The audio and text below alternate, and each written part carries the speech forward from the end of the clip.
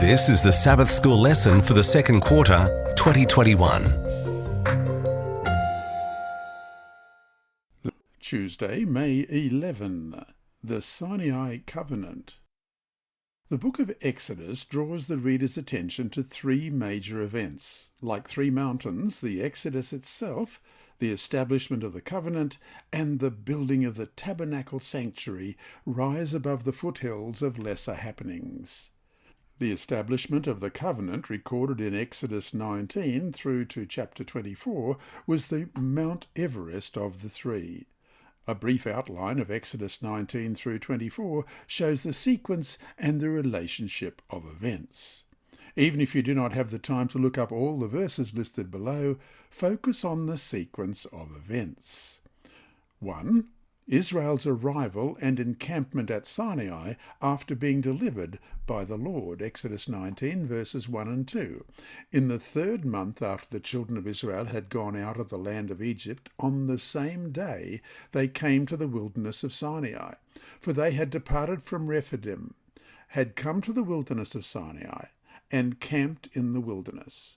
So Israel camped there before the mountain. And then Number 2, God's proposal of a covenant with Israel occurs in verses 3 to 6. And Moses went up to God, and the Lord called to him from the mountain, saying, Thus you shall say to the house of Jacob, and tell the children of Israel, You have seen what I did to the Egyptians, and how I bore you on eagle's wings, and brought you to myself. Now therefore, if you will indeed obey my voice, and keep my covenant, then you shall be a special treasure to me above all people, for all the earth is mine. And you will be to me a kingdom of priests and a holy nation. These are the words which you shall speak to the children of Israel. And then 3, there was Israel's response in acceptance of the covenant. And verses 7 and 8. So Moses came and called for the elders of the people, and laid before them all these words which the Lord commanded him. Then all the people answered together and said, All that the Lord has spoken we will do. So Moses brought back the words of the people to the Lord. And 4, preparations for formally receiving the covenant.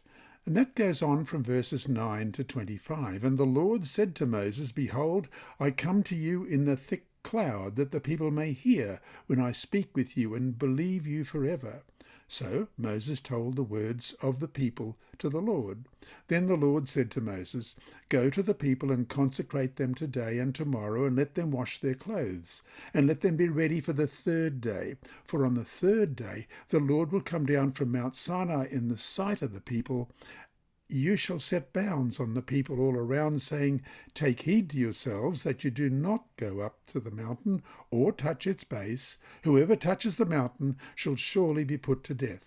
Not a hand shall touch him, but he shall surely be stoned or shot with an arrow, whether man or beast, he shall not live. When the trumpet sounds long, they shall come near the mountain. So Moses went down from the mountain to the people, and sanctified the people, and they washed their clothes. And he said to the people, Be ready for the third day. Do not come near your wives.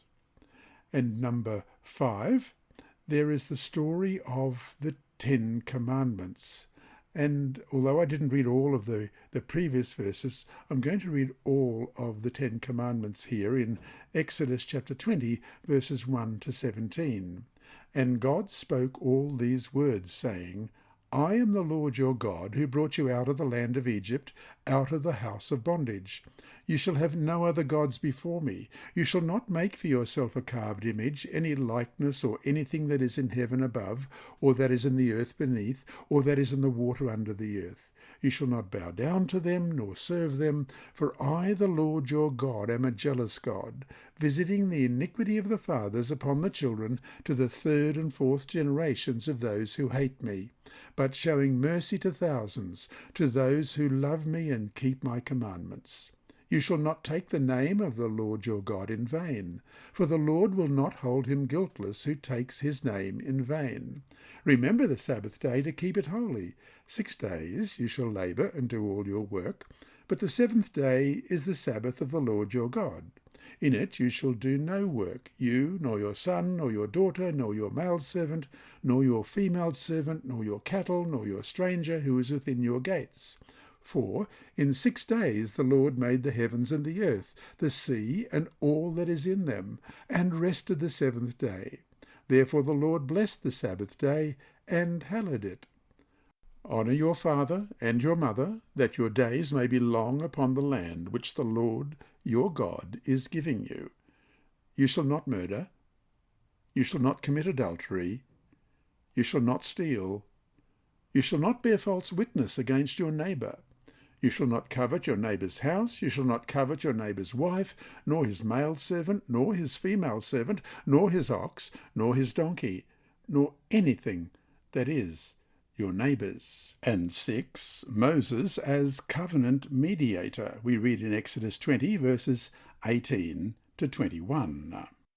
Now all the people witnessed the thunderings and the lightning flashes, the sound of the trumpet and the mountain smoking. And when the people saw it, they trembled and stood afar off.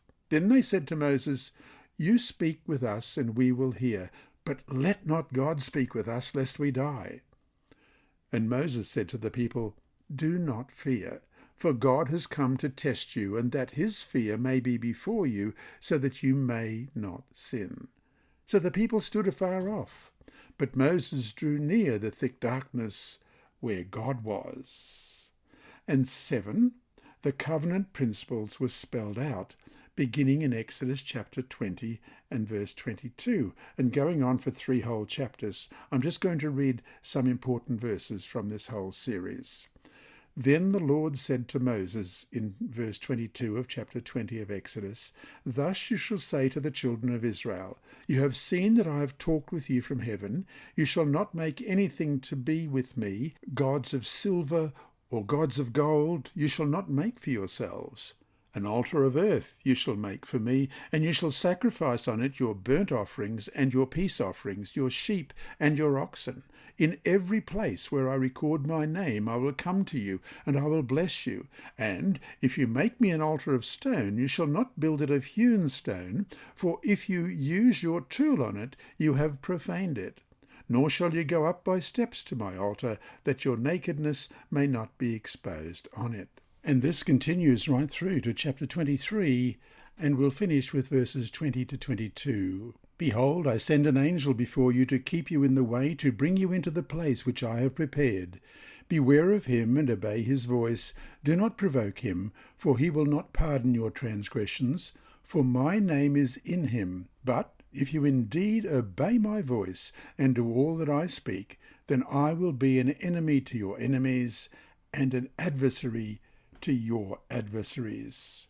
And 8, the ratification of the covenant occurs in Exodus 24, verses 1 to 18. Now he said to Moses, Come up to the Lord, you and Aaron, Nadab and Abihu, and 70 of the elders of Israel, and worship from afar.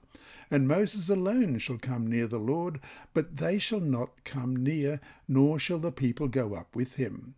So Moses came and told the people all the words of the Lord, and all the judgments, and all the people answered with one voice, and said, All the words which the Lord has said, we will do. And Moses wrote all the words of the Lord, and he rose early in the morning, and built an altar at the foot of the mountain, and 12 pillars according to the 12 tribes of Israel. Then he sent young men of the children of Israel, who offered burnt offerings, and sacrificed peace offerings of oxen to the Lord. And Moses took half the blood and put it in basins, and half the blood he sprinkled on the altar. Then he took the book of the covenant and read in the hearing of the people. And they said, All that the Lord has said we will do, and be obedient. And Moses took the blood, sprinkled it on the people, and said, This is the blood of the covenant which the Lord has made with you, according to all these words. Then Moses went up, also Aaron, Nadab, and Abihu, and 70 of the elders of Israel. And they saw the God of Israel, and there was under his feet, as it were, a paved work of sapphire stone, and it was like the very heavens in its clarity. But on the nobles of the children of Israel he did not lay his hand. So they saw God, and they ate and drank. Then the Lord said to Moses, "Come up to me on the mountain and be there, and I will give you tablets of stone, and the law and commandments which I have written, that you may teach them." So Moses arose with his assistant Joshua, and Moses went up to the mountain of God, and he said to the elders, "Wait here for us until we come back to you. Indeed, Aaron and Hur are with you. If any man has a difficulty, let him go to them." Then Moses went up into the mountain, and a cloud covered the mountain. Now the glory of the Lord rested on Mount Sinai, and the cloud covered it 6 days. And on the 7th day he called to Moses out of the midst of the cloud. The sight of the glory of the Lord was like a consuming fire on the top of the mountain in the eyes of the children of Israel. So Moses went into the midst of the cloud and went up into the mountain, and Moses was on the mountain 40 days and 40 nights. This covenant plays a vital role in the plan of salvation.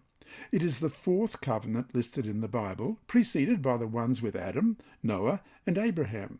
And in it, God reveals himself more fully than before, particularly as the entire sanctuary ritual is established. Thus, the sanctuary becomes the means by which he shows the people the plan of salvation that they were to reveal to the world.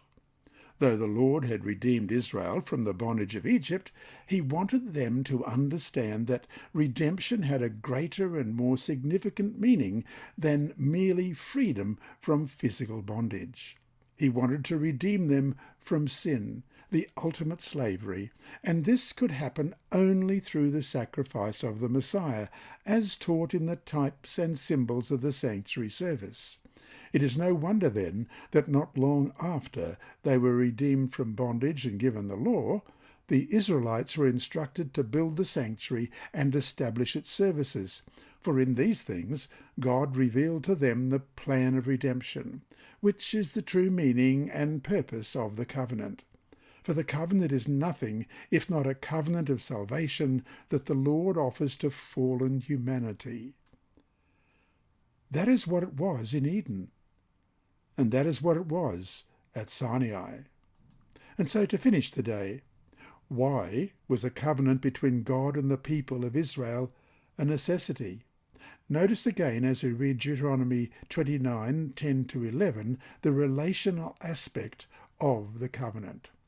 Deuteronomy 29, beginning at verse 10, "All of you stand today before the Lord your God, your leaders and your tribes and your elders and your officers, all the men of Israel, your little ones and your wives, also the stranger who is in your camp, from the one who cuts your wood to the one who draws your water, that you may enter into covenant with the Lord your God and into his oath, which the Lord your God makes with you today, that he may establish you today as a people for himself, and that he may be God to you, just as he has spoken to you, and just as he has sworn to your fathers, to Abraham, Isaac, and Jacob."